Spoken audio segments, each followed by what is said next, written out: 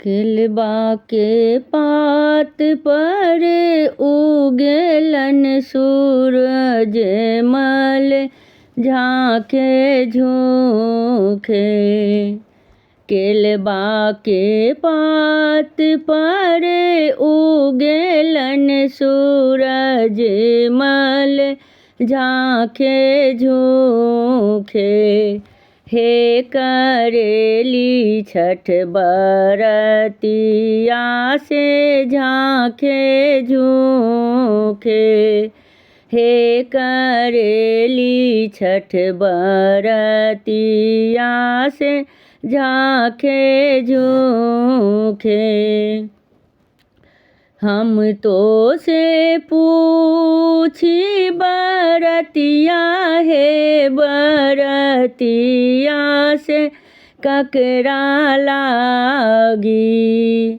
हम तो से पूछी बरतिया है बरतिया से ककरा लागी। हे करेली छठ बरतिया से ककरा लागी।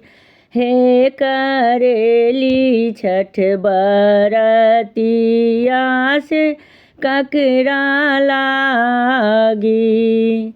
हम रोजे बेटवा उज्ज्वल ऐसन बेटवा से उनके लागी। हम रोजे बेटवा उज्ज्वल ऐसन बेटवा से उनके लागी। हे करेली छठ बरतिया से उनके लागी।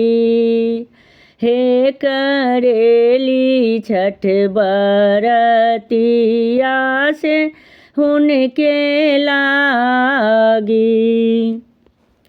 अमरूद के पात पर उगेलन सूरज मल झाँके झोंके।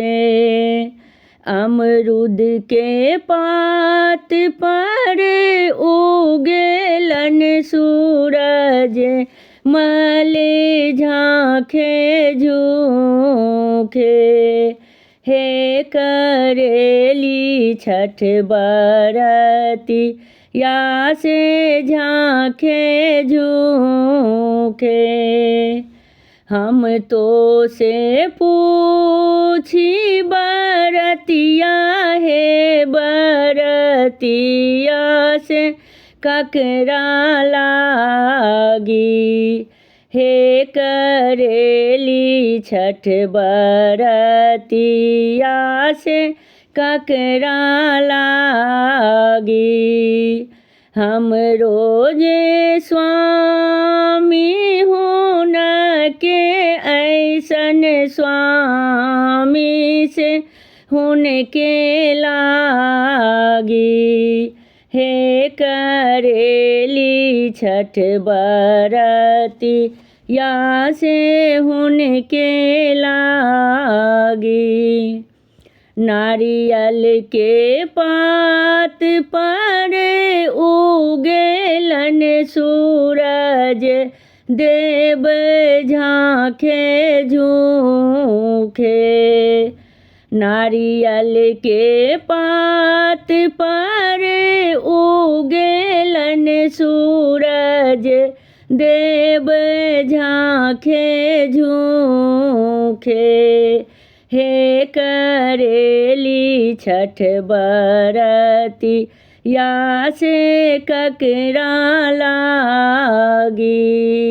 हे करेली छठ बरतिया से झाँके झोंके। हम तो से पूछी बरतिया है बरतिया से ककरा लागी।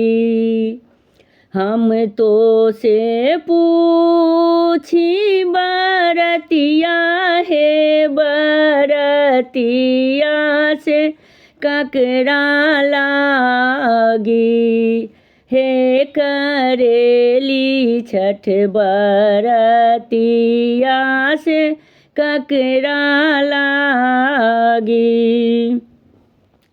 हम रोजे बेटी ज्योति ऐसन बेटी से हुनके लागी।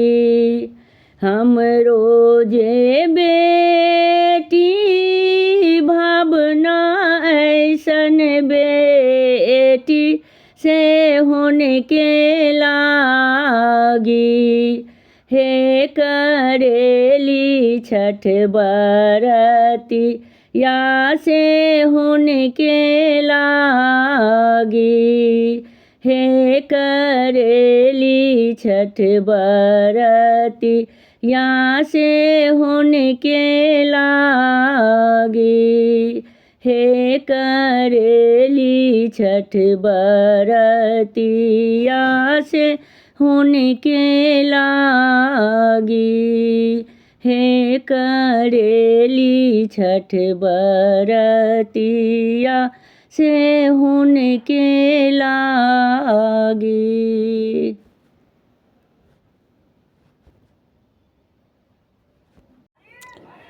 हमर गीत नीक लागत तो चैनल के लाइक सब्सक्राइब शेयर कमेंट जरूर करो।